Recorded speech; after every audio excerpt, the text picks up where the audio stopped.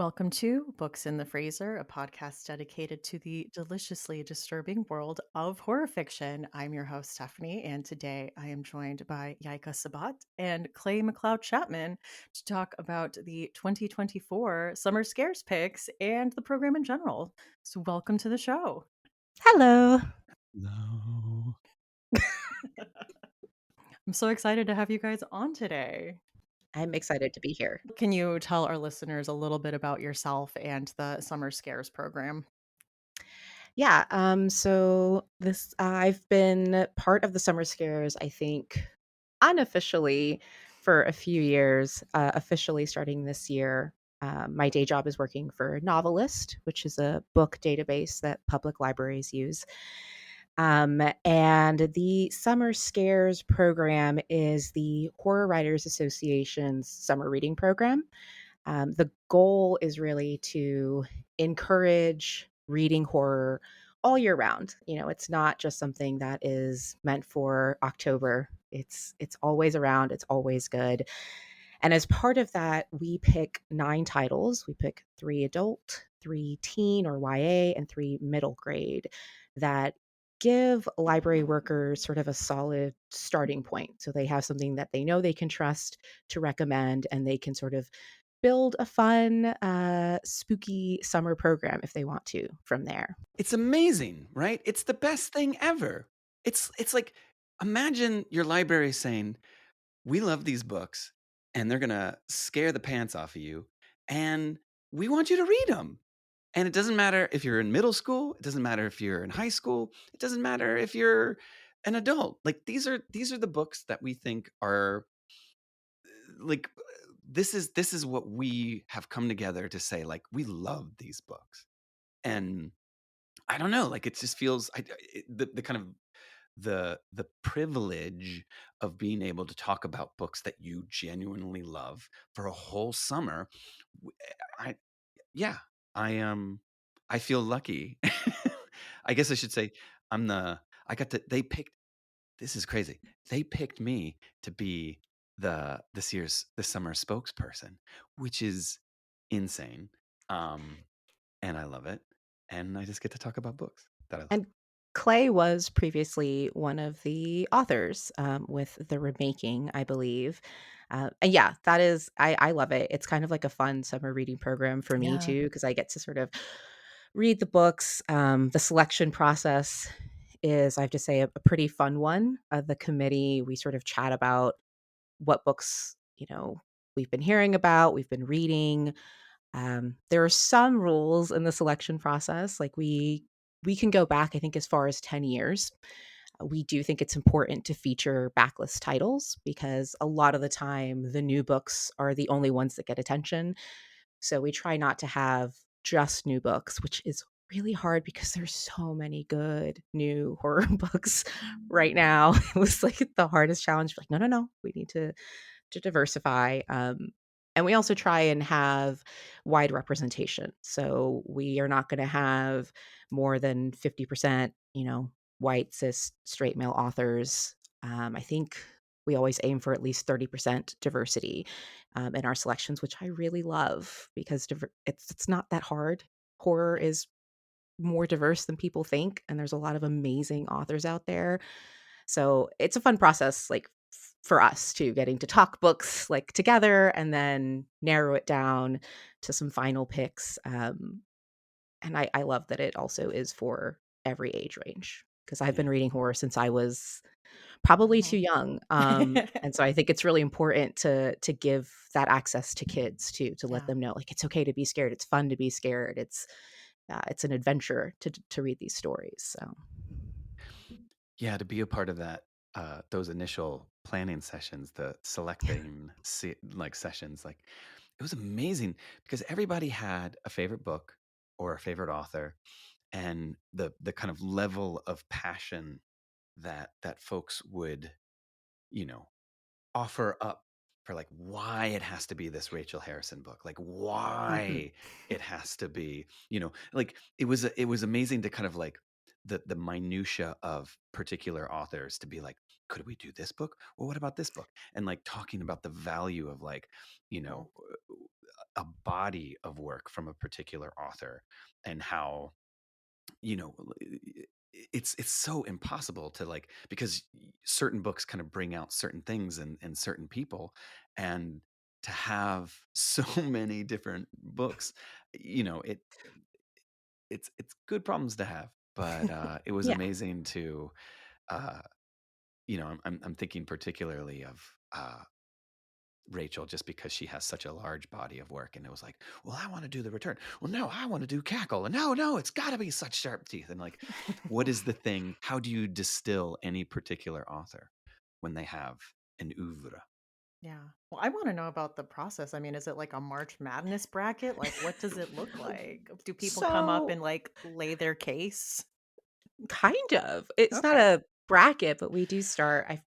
Oh gosh, I forgot. The first list is literally like just as many as like literally any book that you think might work. And the whole committee, like there's this huge document.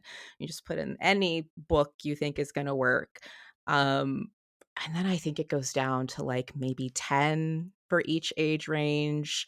Um and you put your name next to the ones, which is kind of fun because you're like, "Oh, this person's on my side," for this book. You see, like, little you see who's, like, excited about what, and then you sort of just narrow from there. So it goes from, like, 10 to, like, 8 to 4, to the final 3. And yeah, every time you meet, you're like, "Okay, and now, before you move on, is there anyone else who really wants to, like, go to bat for this book?" And then the, like, fun discussions start. And I will say Rachel Harrison was a fun one because I think everyone was, like, on board, like, we were like, "Yes, Rachel Harrison." But yeah, there were different opinions. It was like Such Sharp Teeth or Cackle or The Return. It was Yeah, they all have I such was different vibes and, They cater to do. different audiences. And everyone that's Rachel Harrison fan, has a favorite, has a Yes. baby. Yeah, how do you distill any given author? If Yeah. they're 2 books in, 3 books in, like, it's picking your favorites is tough. But then you're like, well, what is your gateway book? Like, what's the Yeah. book that you Mhm. feel like is going to lead any reader to, like, I want to read another book by this author, I want to read the next book by, do you are you a purist, and do you do them in chronology, or do you say, like, no, like, you can hop around? And part was also, like you said, you can't just I don't think you can distill an author into one book. And Mm. so then it becomes a sort of how do the books work together? Like, how do the selections work as a team? Is there a certain theme they all have? Is there a balance? Because horror is a lot of things. So it can be like a horror comedy, it can be really dark, and psychological, it can be bloody. So you sort of also have to look at balancing the three. So it's not all one type of horror because another, part of this whole project is showing people the variety of stories you can get in horror. Like I am very much team there is a horror book for every single person. They just Mhm. have to find it. And so hopefully this helps people try different types of books. It's a sampler. It's Yeah. a Yeah. it's a horror platter. It's a menu. sample sample platter. This is the TGI Fridays, and this is your app sampler. Don't they have that? Like, don't they have, like, a what is it, like Oh, the poo yeah, poo I'm platter? sure. To, Like like, Chili's does. It's like yeah. the mix of all their appetizers on one massive plate.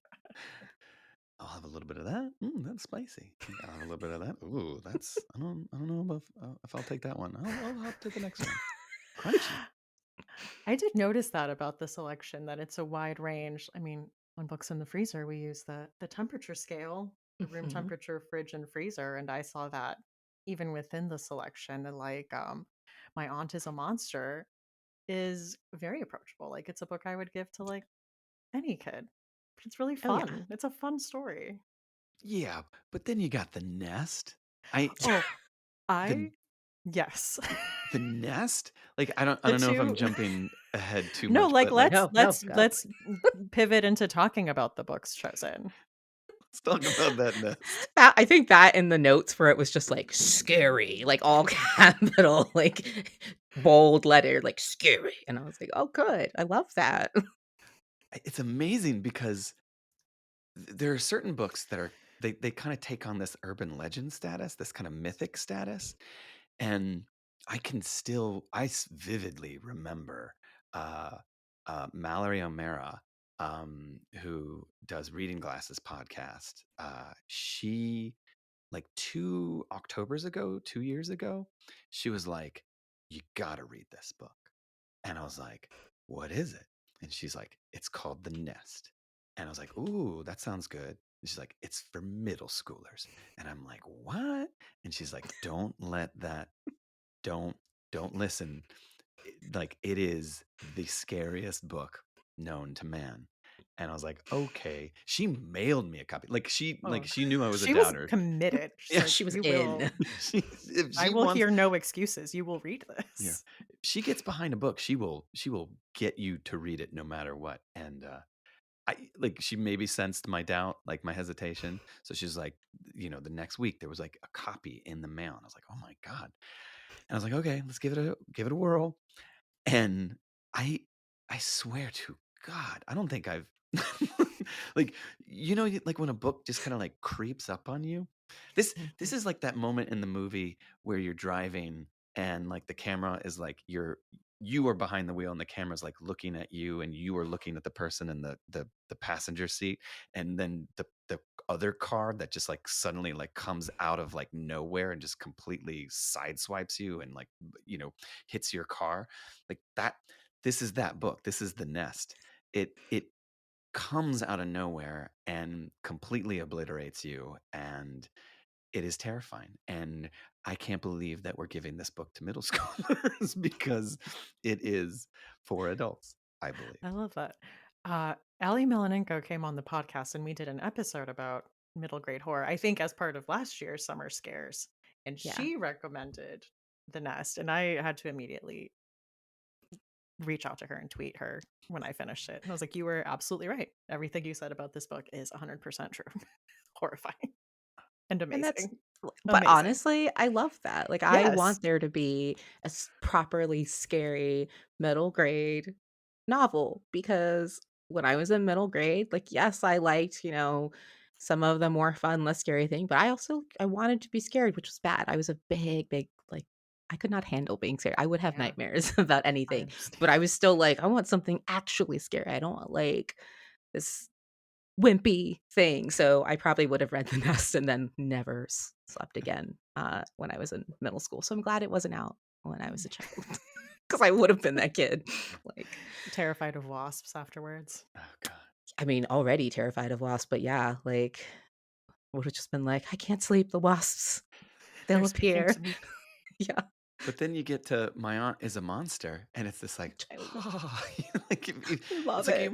you want to read them in sequence with one another, like it Yeah, is.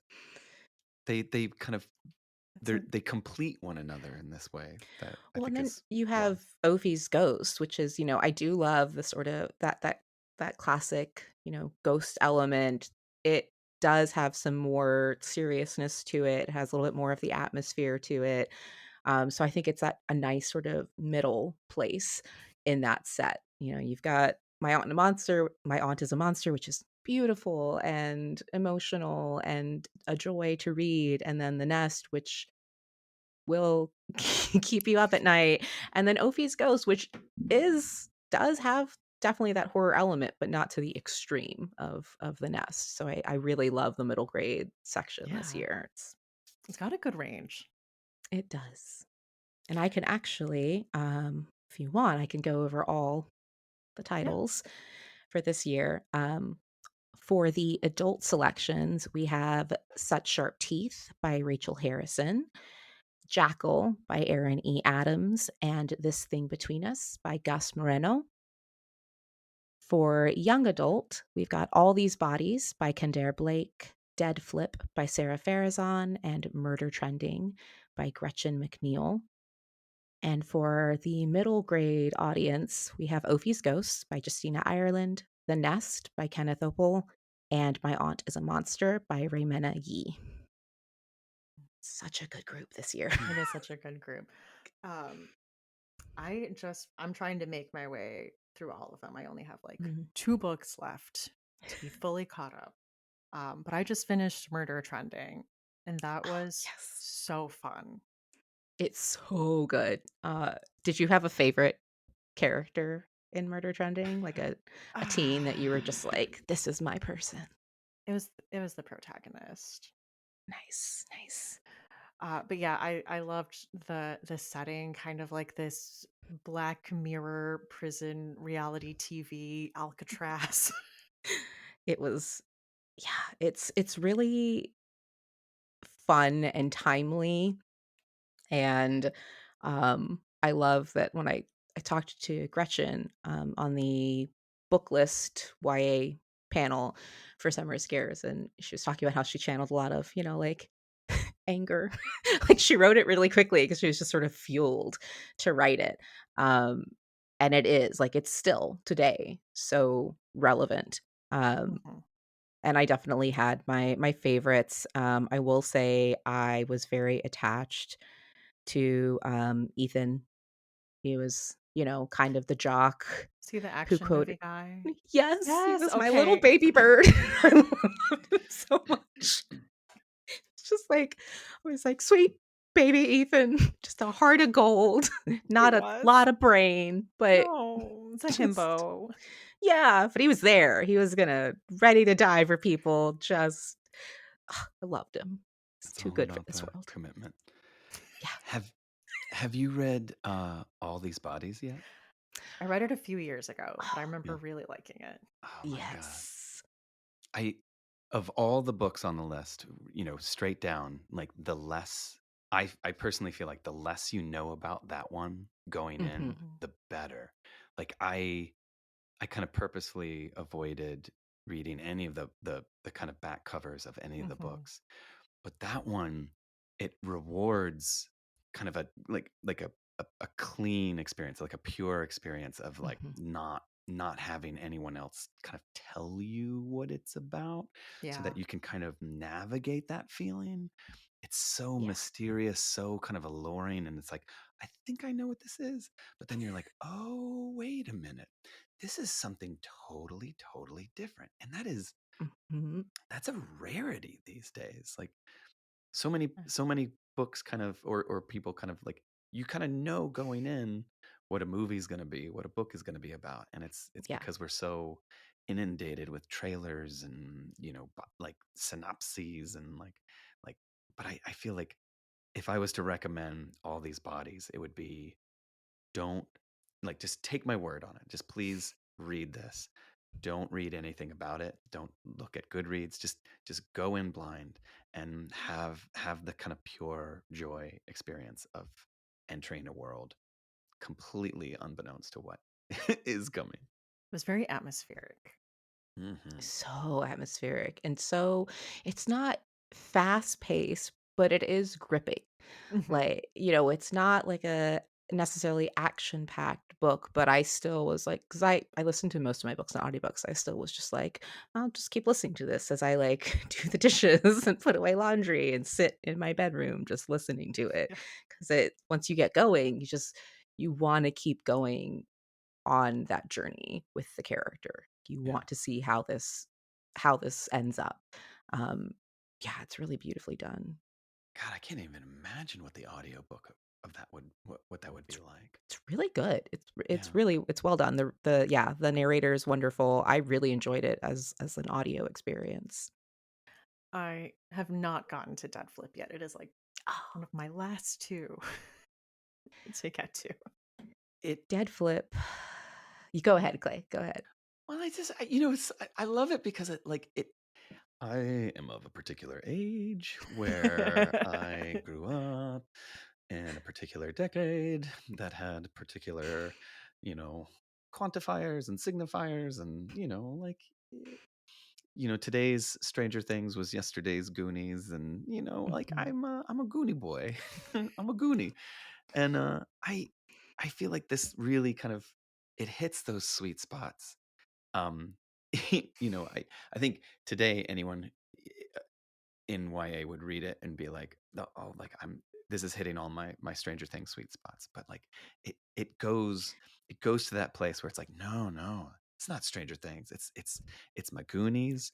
It's my Poltergeist. It's my, it's of the era, and I don't know. Like I love that. I'll put I'll pull my tube socks all the way up my shins and put my sweatband on, and I'll jazzercise. I'll do it for this book. That's another book where actually I think honestly, I think all of the YA, the teen selections really do beautiful characterization. The characters in each book you really get to know, and in Dead Flip, I loved the experiences they were going through. You have someone who it comes from an immigrant family, who is by its nature in a town that's not exactly full of people like him. There's some pressure there.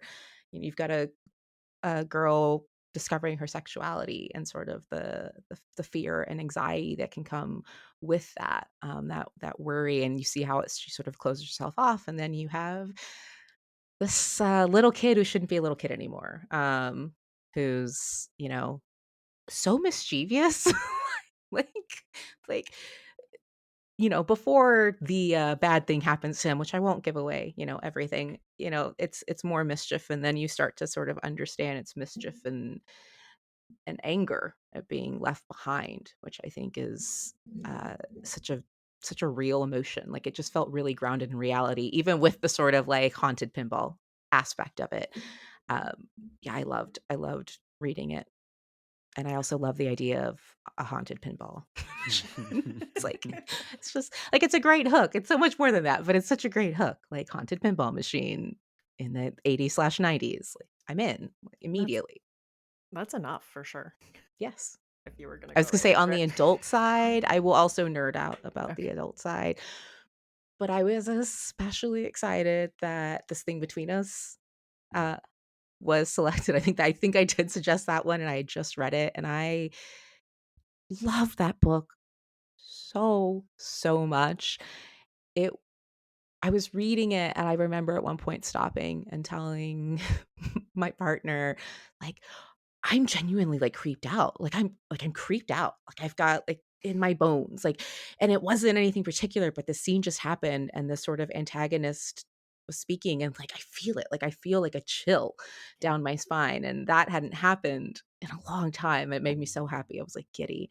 Um but it's so well written. It's such a wonderful look at grief, and it has such a genuinely creepy, antagonistic force, Yeah. in it. I yeah, I'll read anything by Gus Moreno now because that book was just it was perfect to me. I had Yeah. no notes. He's on it too. He's writing something now. I'm so excited. Stephanie, you were the first. You were the first person to tell me about this thing between us. And I remember it was when I was on Yeah. here and we were doing grief horror, and that was one of your picks. And I hadn't read it. And it was like the year it came out, because that was like 2022, was I it? think so, yeah. I believe so. Yeah. Yes. I mean, it was phenomenal because like there's certain books that they get the word of mouth. Like, and I think this thing between us was like an absolute total word of mouth book. You would hear other people talk about it before it kind of came on your radar, popped onto my radar. And it started with you, Steph, and then again Mallory. Like, I feel like I should just follow Mallory wherever she goes and whatever she recommends. But like everybody started talking about Rachel Harrison started talking about it. Like Mhm. everybody was like, "Have you read this book? Have you read this book?" And and I a- and it's so funny how like certain books, they just that like the goodwill of everybody just wanting you to read it. Like it's so it's common, like, "Hey, what are you reading? Like what was the last book that you read that you really liked?" But like people went out of their way to be like, "Have you read this thing between us? Do you know this thing between us?" And it it became not a choice. frankly. Like, it was like, you have to read this book. And they're right. That's the thing. Everybody is right. That book is phenomenal. And it is, I mean, I'm so miffed that this is his first friggin' book. That this is like the debut bastard. Like, it's like Gus, like, he did it. Like, it's what you were saying, Yaka, where it's just like the kind of like the purity of the emotion, the kind of Mhm. honesty, the rawness of that grief. It it there's no bells and whistles to it. There's no kind of like patina of like, it doesn't layer itself up in some sort of like literary like it doesn't feel false. Like, it just feels Yeah. honest. And that is so rare. And you feel like he's talking just straight to you, Yeah. and he gut punches you. Oh my gosh, the way that novel opens too. Like when I was prepping for our episode on grief horror, I remember just like thumbing through that first chapter and crying, just rereading that first chapter at his wife's funeral where he is addressing his deceased wife and telling her what she's missing at her own funeral and what he's feeling. Oh my For god. it to like capture that emotion and then go into horrifying horror in the second half. Yeah. Yeah. People can't see it. I literally got teary-eyed. Like, you think you want to see I cried 3 times reading that book. And I think that's why it's so effective. Like, I think that is why it's so scary, because it is just driven by emotion. And I don't know how he captured it so well, but it's like the fear feels so real, the uncertainty feels so real, the sadness feels so like profoundly deep. Um yeah, I've been recommending it to everybody. And correction, I checked it as 2021 actually. Okay. No, So no one really? comes at us later like, yeah, October 2021 Oh, apparently. frankly, that book came out in 2021. It Right? wasn't. I'm like, It no, we just know. so. We know. We self-corrected there. I'm gonna write a Yeah. comment in the Instagram post about this podcast episode. Thank you. I'm gonna keep going now. Just like hop out. Yeah, I think that might have been like one of the first ones I wrote in the like any book you can think of, and I was like, this thing between us. Because I'd read it like the last month. I was like typing faster than I could type. So good. And but it's funny because like, then someone will be like, "Well, what's it about?" And you're like, it's about a haunted Alexa." And they're like, Kind of. "What? I don't want to read Yeah. a book about a haunted Alexa." Like there's like a resistance to that. Like, but then you'd be like, "No, no, but it's so much Yes. more. It's so much more than just a haunted Alexa." Yeah. Yeah. I'd be like, I would tell people like the hook is a haunted Alexa. I was like, but it is so much more. It deals Mm. with grief and sort of this otherworldly cosmic force, and it's so much more than that. But like if you need a hook, think haunted Alexa. But that is just a tiny, like Mhm. tiny piece of the story. Because sometimes that will hook people, but I'm like, trust me, it's not just like a gimmicky book. It's you have to read it. And like shoving it in people's hands. Read the book. Yeah. Read the It's goddamn book. just Read this like thing about Venus. seriously. Read it. Like, I'm gonna follow up with you in a Did you month. read it? Did you read it You'll yet? have read it. I'll have questions. No. I haven't read it yet. Well, read it. Yeah. They're just like, oh God. You're not invited to the wedding until you read this book. It's the wedding favor. She's literally It's just in the here you gift go. bag. Do people do My wedding gift bags? oh God, my yaya is just like calling me horrified a month later. Like, what did you give me? You need to go Why? to church. Why? Like, Oh man.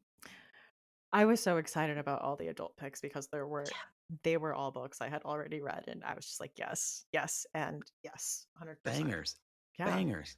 All yeah, of them. Every last one. Like, there is not a dud. I mean, the whole list, the whole goddamn thing it's is all like, it's so just, good. yeah. And it makes the job easier to talk about them. Yeah. And there were a lot of other ones that that we really wanted on that list, but like there's this, like, to just step back and say, "Oh, wow. This is who we get to talk about." Yeah. Mhm. Um I feel like any chance I get to talk about Jackal, Mhm. it's that book.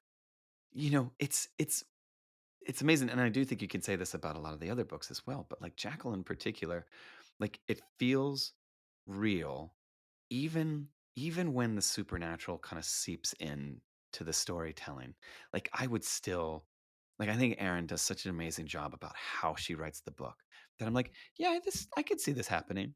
It's like, well, you realize what this book is about, right? And it's like, yeah, but I mean, like, it happened, right? Like, there's it just feels lived in and honest and true to the extent that like and I want to talk about the things that I don't want to give away, but like when elements that are not of this world suddenly seep into the narrative, like it just feels like, sure, yeah, I could see that happening. Like that's Yeah. totally real, right? Yeah. Yeah, that's accurate. It happened to me last week. Like, you're just Thanks. like, yeah, totally. Thanks. Yeah. Well, the characterization is so like deep right away with this girl going back home and the relationship with her mom and the relationship with her friends and just this setting. It all just does feel so real. Yeah. And there's I think one thing I really like about Jackal is, as I was saying, like, there's a horror book for everyone. Sometimes you need a book that has sort of crossover appeal, and Jackal does have that mystery element, and some Mhm. people, lean more towards calling it a thriller. You could absolutely call it that, but definitely definitely horror. Yeah. So I love a book that can do that. I will sometimes, I'm not gonna lie, sometimes I get a little frustrated when horror is just automatically called thriller. Mhm. Mm. Like, I know genre is ultimately fake, but still.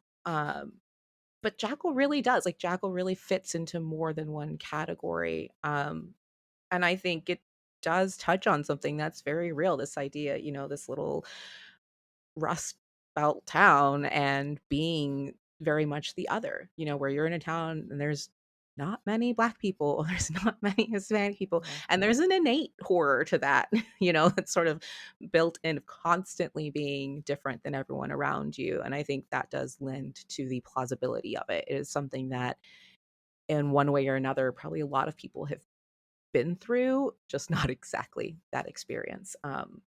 And also there's a creepy forest. Like, I love a Yeah. creepy forest. I'm very much a creepy forest person. Like, Oh my God, that creepy forest. Um, and it's amazing because once you reach the end of the book, like she speaks, there's like an afterword where she's kind of acknowledging like the kind of history of the town that she's writing about. And I don't know, like I did the deep dive of like kind of the kind of requisite, like I finished the book and now I want to Google and I want to find more, like I want to learn about the Mhm. place. And it's so like there's a part of me that wants to call this book like true crime horror. And it's that Yep. element of like what is and I know that true crime in of itself is kind of a loaded term, but like there's that element of factual, of historical, of Mhm. reality that yeah. and that kind of line, that strange tension point between the historical and the supernatural that I think is so seamless that like when you cross from one into the other, you're just not aware of it. Like it feels Yeah. like it's almost like entering into the deep dark woods and not realizing like, oh, it's nighttime and maybe I should turn around. No, like it's too late. I mean, it is. It's, the story, it's the idea of, oh, there are black girls going missing and nothing really seems to be being done about it. And, oh, this has been happening for a long time. That is, that's real life. Mhm. That's still missing and murdered Indigenous women. That is, Mhm. it's absolutely a true fact. And I think that makes everything scarier for me. And it's like, oh Yeah. gosh, it's rooted in something that actually does happen. It immediately sort of, like, I think, hits you in a different way. And I am also someone who does the, like, oh, I finished a book, or I finished it's my ADHD searching. Like, I must know everything about this. Yeah. Um, and the more you, like, realize how much it actually connects to in the real world, I think the more potent it gets, even after reading something, sort of lingering effects of it. I just feel like I look it's funny because like Jackal makes me look differently at the world. Like I feel like that book affected me in a way where like I don't know, like I think I was reading it. I was like outside. You know when you read a book and you're like in an environment and the environment that you are in, not that the book, but that you yourself are kind of physically in, like all of a sudden it's like I'm looking at the stars a little bit differently. I'm looking at the sky a little bit differently. And like that's that's present tense. Like like the book is doing that to me. Like I am stepping out of the world of the book and stepping back into the world around me and realizing, oh my God, what is this world? And I don't know. Yeah, Jackal hits hard. Mm. That was It a debut, does. right? Yeah. Yeah, it's God another one. damn, It's like, oh another my gosh. debut. What the frickin' I'm still looking for to hit that hard. And one day I will write my Jackal. Damn it. You're gonna act like I didn't send you a message about what kind of mother telling you that I was making shrieking noises in my home, I guess, like, and then at some point Yeah. my partner was like, I don't know, in another room, and I was baking cookies because I do anything to like keep listening to an audio, Yeah. like making chocolate chip cookies, and we get to a certain point, and I'm like, I literally just go, and then I was like, don't you do it, you stop that right now, like as I was listening, and so he hears me like, stop it, like from the kitchen, and then like, ugh. Like that's and I like had to walk in and be like, "Oh, sorry, I'm okay. We just got to like a really intense scene." Because he just hears like, "Stop it!" Like I'm talking like like just. And I'm like, "Yeah, Clay, no, your books totally don't hit at all. They I'm gonna be totally on my don't." deathbed. I'm gonna be on my deathbed, and I'll be like, my grandchildren, my great grandchildren will be surrounding me, and they'll be like, "What do you want to say, Grandpapa?" And I'll be like, "Did I write my Jackal? Did I hit it hard?" And they'll be like, "What the heck is Granddad talking about?" I'll be like, Jackals? What's going on? "Jackal." It's like my It's your rosebud. rosebud. Yeah. Jackal. Oh gosh. Can we talk Now about you have to do Rachel? that. Can we Yeah. talk Yeah, about yeah. Rachel? Let's talk about Rachel because Let's talk I'm about always Rachel. happy to talk about Rachel. Yeah. Can we like fan out, geek out on Rachel? Of course. Who wants to geek out about Rachel? I will say I was on the such sharp teeth like Oh, that team. was your Yeah, I was because it was the one I had like read most recently, but I love that book so much. Like I love it and I just related to moments in it Mhm. and there's sort of this like constant flow of like repressed but righteous rage at Mhm. sort of what people in the world have done to you Yeah. as a woman that I was just like, yes, like, like the whole time. Like it just you get this sort of guttural primal reaction to it. And I think it lends itself so well to the primal aspects, to the sort of werewolf side of this story. I was just like I just kept being like, yes, as I as I Yeah. read it. It's also really like it's like every Rachel Harrison book. It is witty and it's clever. You're gonna have moments where you're like genuinely laughing. Yeah. Um, it like astounds me how she does that so well. Like She's she great can at write dialogue. so good at dialogue, Yeah. so witty. Like and I just end up loving the character. It doesn't matter with their flaws. Like I just end up wanting to be their friend. Like when I finish the book, even if they're messed up, I'm like, I still kind of love you. I But do. isn't that what makes it so relatable? It's like the kind of warts and Yeah. all of it that you're just like, Yes. oh, like that's me. Like I do Mhm. that. And Mhm. It's funny because her protagonists are all so different. Like Annie and Cackle is like very passive and like life is happening to her. And I was like, oh, I see Mhm. myself in that in some things. And then Rory from Such Sharp Teeth is not that way at all. And I'm like, I also see myself in this. you're You know, such a she Rory. yeah. Well, Saying this name. and then you look at, like, Vesper Yep. and I'm like, Black Sheep, very different, like, I mean, like, pitch black she's yeah, she's a kind of badass. And I'm like, I that's yeah. aspirational. We all want to grow up to be Vesper. Yeah. I don't know if I want some of the baggage she has to live with, but, like, we can be friends again. Like, I wanna go hang out Yeah. with Vesper. I want her to come with me when I'm shopping, and I want her to You want a tell night out people of She's off town and with she's be a working Vesper. at that restaurant at the beginning, like, she'd be a fun Yes. coworker. She Yeah. seems Oh, messy, got she good would be my work stories. bestie. Yeah. She would be my work bestie for sure. Like, we would be yeah. It's interesting because I've heard her talk about like how certain books bring out certain things in her readers. And I feel like I was team Return. Mhm. And you know, and it is interesting how like I think that's like a lot of, am I gonna say this? Am I gonna say that like a lot of dudes go for the Return? Like the Return is like The her girls trip bro. one? I mean, it's like her bro book, right? Yeah, I guess I could see I that. could see that. Yeah. Um, and I think maybe she's a little like tired of me saying how much I love the Return. I think a lot of dudes are like, I like the Return, and she's like, okay, thanks. Um, and it's interesting because I think such sharp teeth.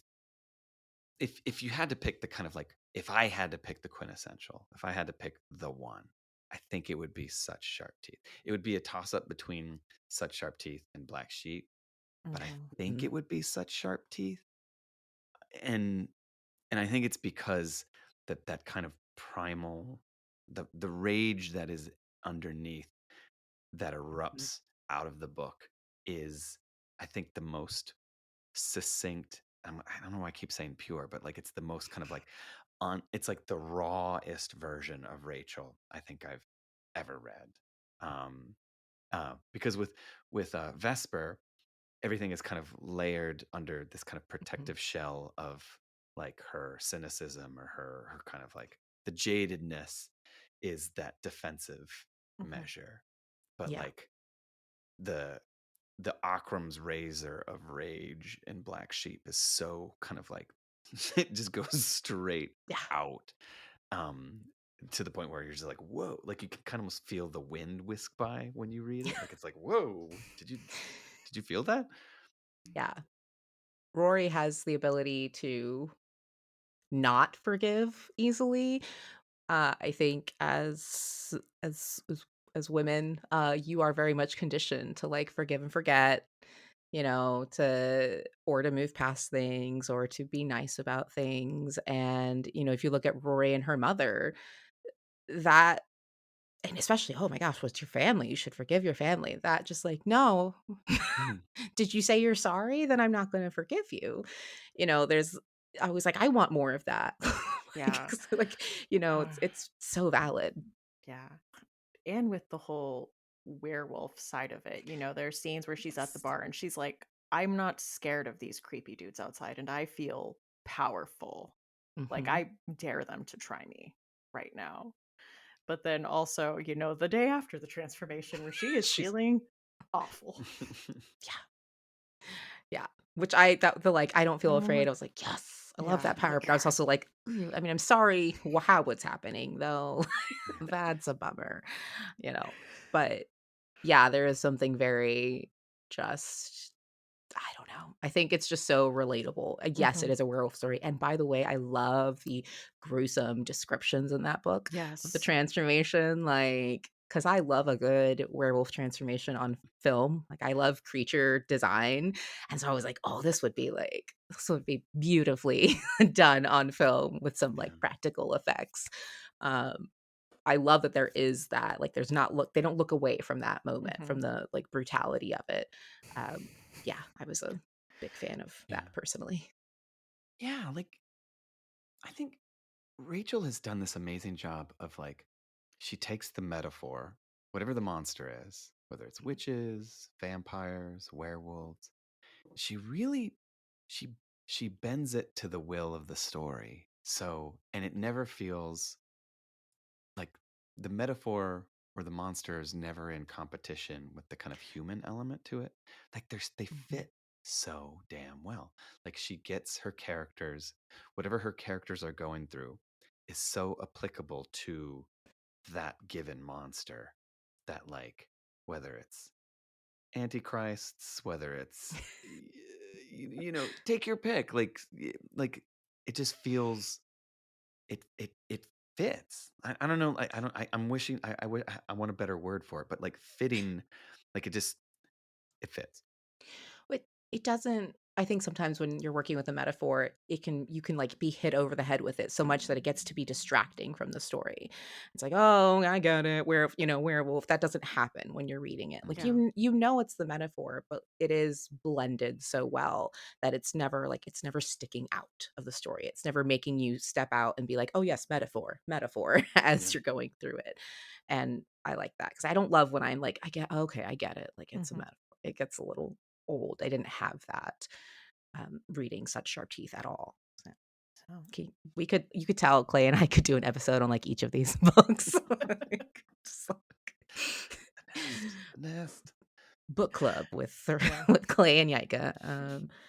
I did record an episode with Aaron and Rachel for the adult picks, so we do talk about that a bit more and give like movie Nice. comps and stuff. So Nice. upcoming. Yes. No one can see, but I just did a happy shimmy. It's just like, I'm gonna be listening to that episode when it comes out. All right, yeah, such great picks. Like overall, like what a great selection. Bangers. Yeah. Bangers. All And bangers, all the time. I'm gonna be honest, even the, like, alternate things we considered, like, it still would have been a banger list. Like, there I don't we could have picked, like, 3 different mixes, it still would have been good. I mean, There's gonna be a it's remix, just is there's what you're so saying. much. There's the summer. There's there's just so much good horror. Like, All right, well, are we ready to talk chilling obsessions? yes, definitely. Oh, you know what, though? I do wanna say, so I don't forget, because I just said book club and it jogged to mind, part of the Summer Scares program is also the programming guide. Right. And for library folks, I've had to do programming before. Sometimes you're thrown into doing programming with no experience doing programming, which is terrifying. Um, so the programming guide, which the wonderful Springfield Green County Library District puts together, it has obviously all the picks and it has book talking for each selection. So even if you haven't read the book, you can talk about it with readers. It has read alikes for each book. But it also has sample programs. So it gives you 4 ideas for programs you could do for each title. So you don't have to try and come up with it on your own. You have some guidance. And it has reading group discussions because I've also had to run book clubs. And it's a challenge. So I do want to point that out because if you are in libraries, please check out that programming guide. It's such a cool little useful like one-stop shop for creating a whole series of programs at your library if you want to. That yeah, I'd be remiss if I didn't give it a shout out. I'll add it in the show notes. I was looking through it and saw like how Yeah. hardcore it was. I was like, They oh, yeah, you they really really have everything. yes, like it is detailed. Yeah. And you can keep it as simple as you want. Like maybe you just want to have a book list with the read alike. So maybe you do want to do like a movie program and have a book club series. Like you can go all over the place. So So yeah, I will have that in the show notes for people to check out for library programming ideas. Okay, well, are we ready to talk some chilling obsessions? What have you been enjoying in horror lately? so much. So I was thinking about this and I was looking at like what I have on my list to like watch or read. And I think religious horror has been a thing for me lately. And of course, in the theaters, you had Immaculate, you had The First Omen, but I watched The Wailing, which is a Korean horror film, um, for the first time, I think last month. And that film focuses on folk religions in Korea. And it reminded me how much I really enjoy religious horror and how, I mean, obviously, the ones in Catholicism where I was raised Catholic. So there's like an extra, like, oh, yeah, Mhm. I know what this is about. But I'm really enjoying seeing some of the films that are coming out. Yeah, I'm just enjoying seeing what's coming out, and I know the book I can't read it yet, but American Rapture by CJ Yeah, Lead I'm has so come excited. out, and I was just like, "Ah!" So I think that's my current kick is just, like, all things religious horror, all different types of religions, like, I Yeah. love that. Also, I was not raised Catholic, but Catholicism and its aesthetic with horror, like Catholicism lends itself to scariness. chef's kiss on that aesthetic, Yes, okay? aesthetic unmatched. Some other things The maybe not, but vibes, immaculate. yeah, vibes immaculate. It's all about the vibes. Yeah, and I will say, like, First Omen and Immaculate are both sort of with female leads, which I do appreciate because it's obviously a very different experience, uh, living with Catholicism for a woman than it is a man. But yeah, that's what I'm all about right now is religious horror stories. They do make a great double bill too. Yeah, Um, I saw Immaculate first and then The First Omen, and I love them both. And I feel like whatever overlap there may be between them is it's not it's not too much so that you feel like, yeah. oh, one's better than the Well, other. Like it's like they kind of stand alone, but they kind of prop each other up. They lift each other up. and I actually read Black Sheep recently, which is also religious horror, and I was just Mhm. like, "Oh, the universal parts of just, like, anyone who Yeah. is overly religious and how innately terrifying that is perfect." Um, so yeah, I think I'm gonna do a little marathon of movies and books with religious themes. Um, Let me ask you, have you seen When Evil Lurks?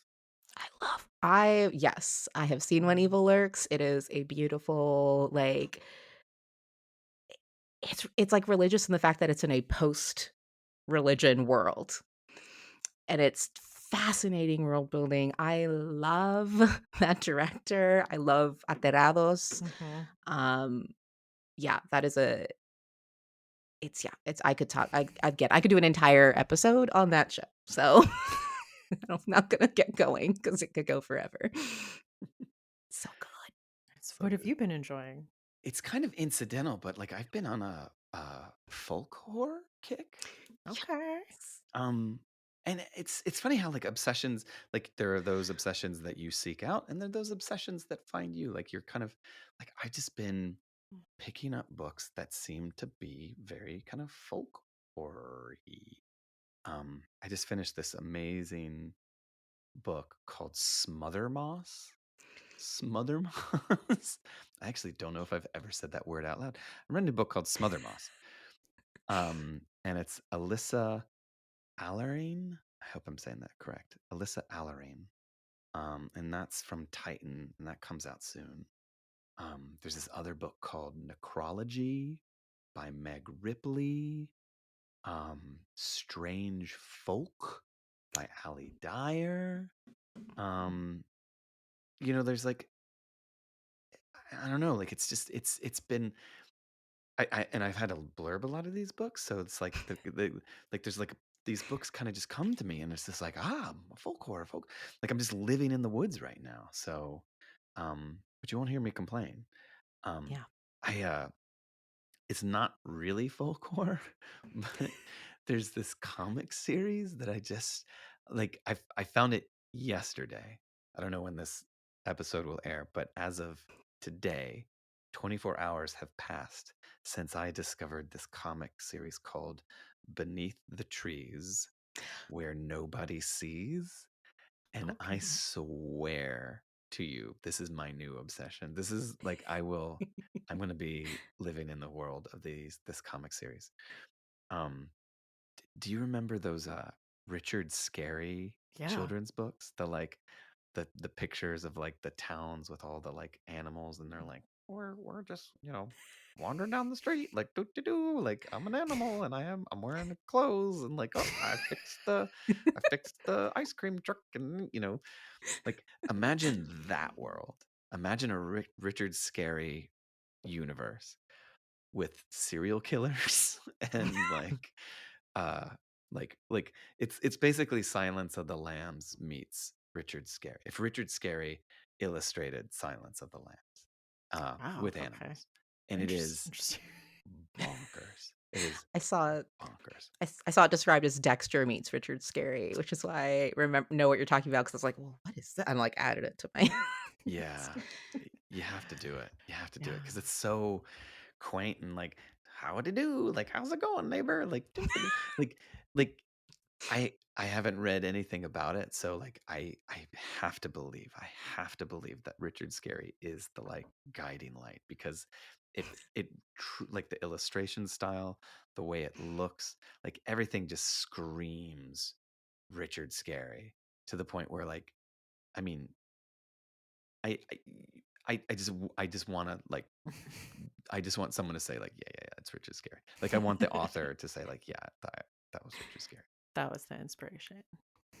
Folk horror is my lifelong obsession, I gotta say. That's probably my favorite subgenre. Like, I will watch if someone says folk horror, I was like, "I will watch it. I'll be I right will there. read it. You don't need to tell me anything else. I'm in." Like, I just Done. just immediately. It's perfect. Yeah. Like, always read folk horror. I watched Late Night with the Devil last night because it Yeah. dropped on Shutter. Yes. What'd you think? It was really good. I don't know why I had not been in a horror movie show mood in a while, but I was like, this is one of my like most anticipated movies of the year. And I put it on. I was gripped. Like I stopped folding laundry like 10 minutes in. I'm like, no, what is going on? I am dialed in. That's how you know it's good. You're like, Yeah. "Nope, not even nothing. Must watch." Yeah. There's a podcast I listen to, and she talks about a distract instead of Rotten Tomatoes is distracted radishes score. Like, how much am I looking at my phone? And it's like, no, this was like phone, another room. I am here. Family doesn't exist. Like, my friends and I are planning a watch party for that because we didn't get to see it in theaters. So I like Hmm. sent to the group text like it's on Shutter now. Like it has Yeah. to happen. So I think that one's better on, watching it at home on the TV. Like Really? not your computer, but like a television because it's it is an artifact of TV. mhm. So to Yeah, see it in that the is true. theaters, it feels kind of like there's an added layer to it. But like if you're at home watching it on an actual Yeah. screen, TV screen, like it feels like, okay, now this is where it lives. This is where it exists. Yeah. It's a natural habitat. Yeah. Well, on to our second tradition on the show, which is to ask our guests for a final girl song. So, if you were in a horror movie, what would your final girl song be? So as I mentioned, this one was tough because I love movies and I love music. But I did immediately know that it was gonna be Florence and the Machine because I just feel like if you need to survive something, you, like, need that, like, Faye voice, in your head. I think Dream Girl Evil by Florence and the Machine. Um, it has a level of sort of like, "Oh, I'm so sorry that I didn't meet your expectations, but I don't owe you anything." And that to me is perfect. Also, the like just the beat of it, the tone of it is like if I was trying to survive something, I think that could like pump me Yeah, up. So I'm gonna have to go with Dream Girl Evil. I love that. That whole album is It's perfect. amazing. So good. um, I picked a moody song last time. I picked a I kind of like I don't know if it I like I thought of a song that was like this is the song that like would be going through the head of someone who actually was just the final girl like kind of Mhm. stumbling out of the barn where all the bodies are like drop the machete and just kind of like shuffle off into the sunset. And but I wanted to pick a song this time that felt invigorating, like the song you need while you're final girling. Yeah. Um, Yeah. and which is a lot different.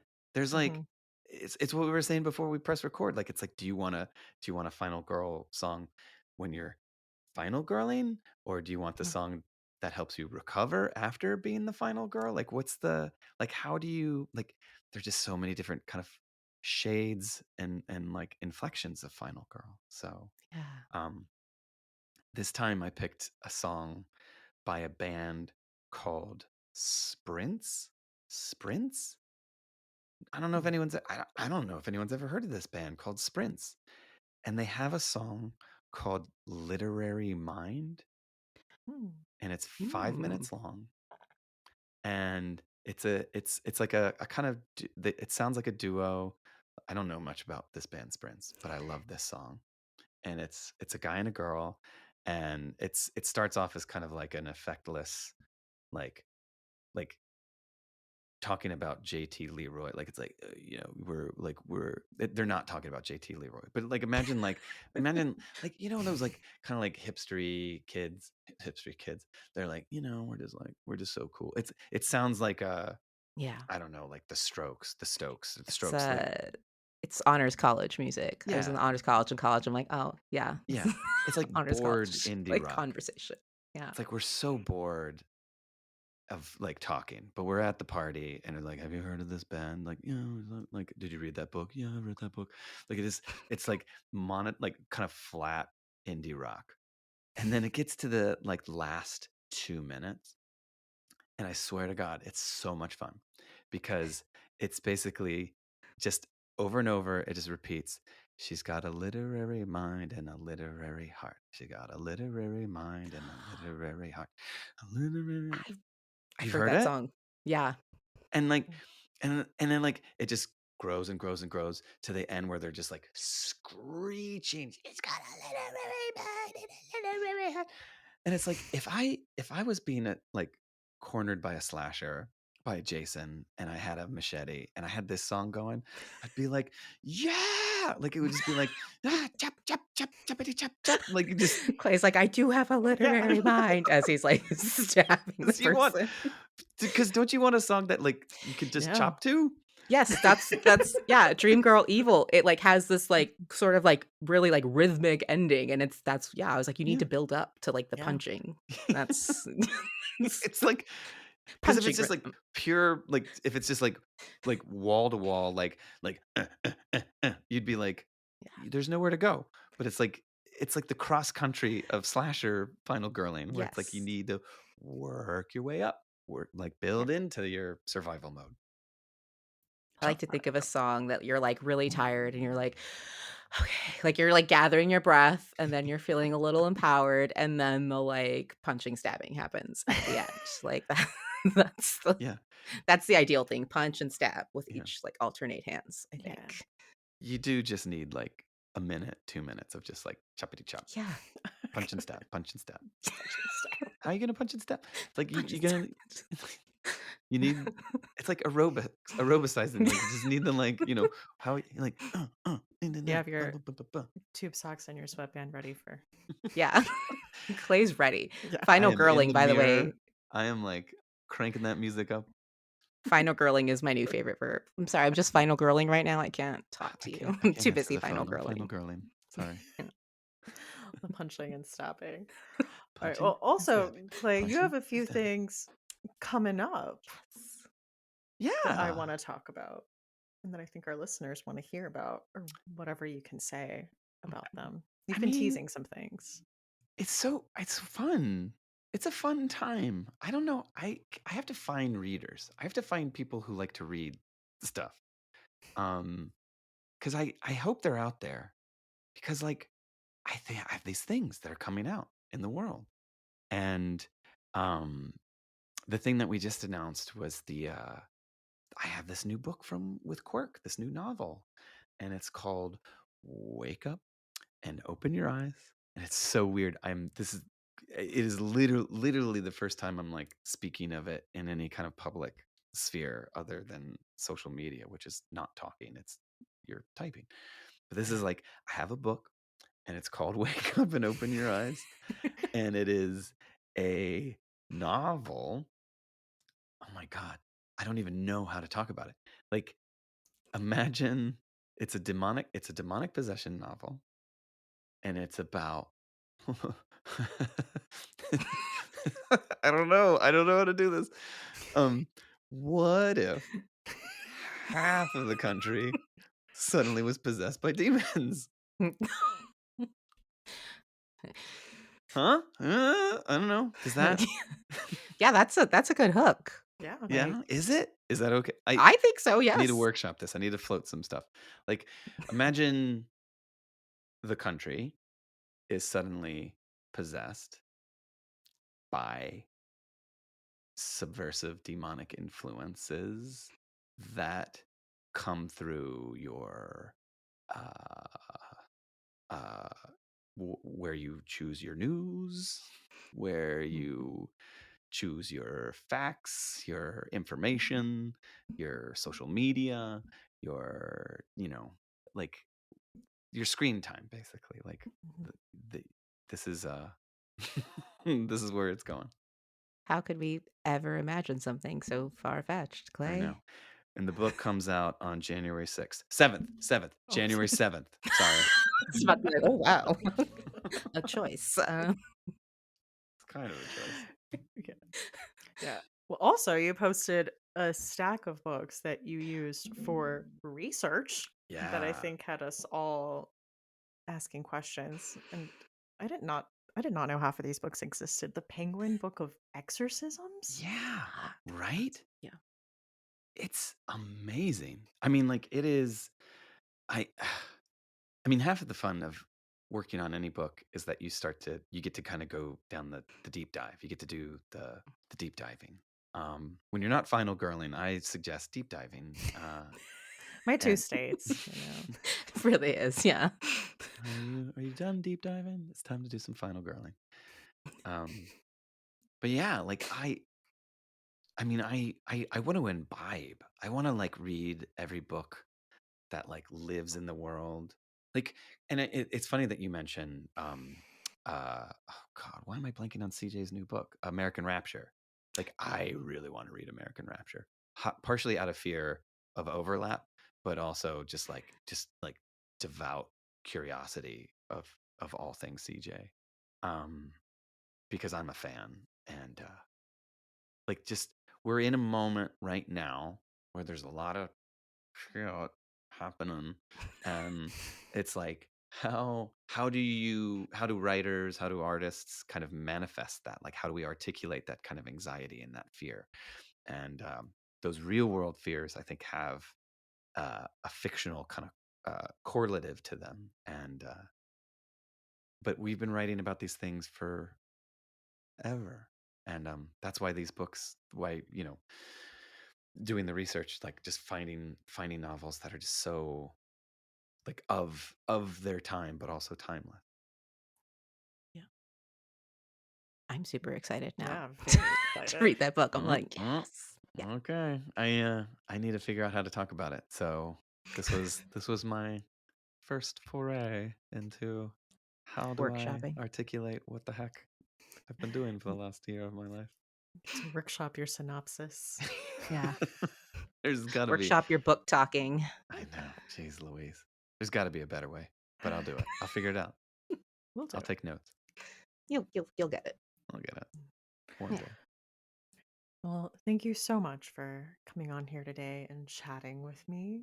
Where can people find you online? Me?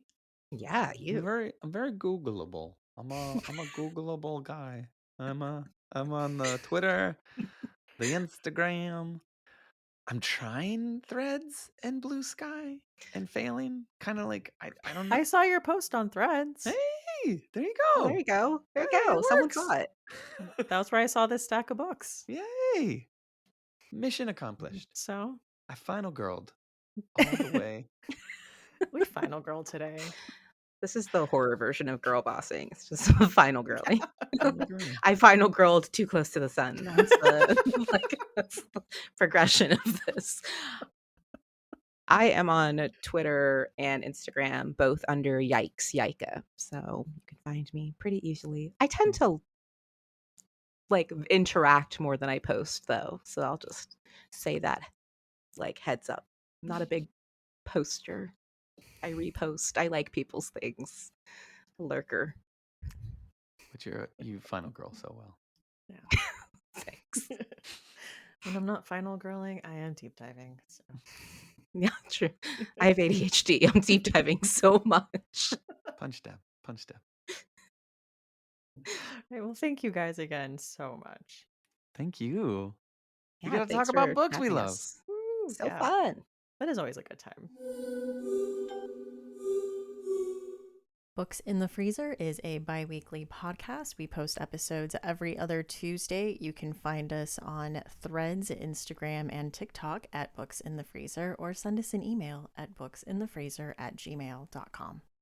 You can find show notes for this episode and all previous episodes at booksinthefreezer.com, where you will find links to the books mentioned as well as the resources mentioned in the episode for you to check out. And if you're looking for a way to support the podcast, those can also be found on the show notes at booksinthefreezer.com. There you'll find affiliate links and links to merch and links to the Patreon, or you can go to patreon.com/booksinthefreezer.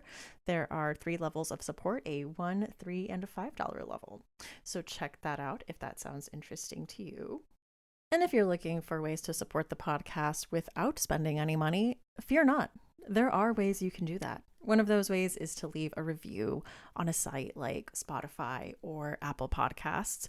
On Spotify, I believe after you've listened to one episode, you can leave a star rating, or you can respond to the Q&A stickers at the end of episodes. And on Apple Podcasts, just leaving I believe they let you leave just a star rating, but also leaving a few words is very helpful. And you know what? Nice for me. Like recently, Krista17 left a lovely 5-star review with the title A Spooky Girlie's Delight. So thank you. Absolutely made my whole week. And thank you to all of you who have taken the time to do that. I have been your host, Stephanie Gagne. Thank you so much for listening, and see you next time on Books in the Freezer.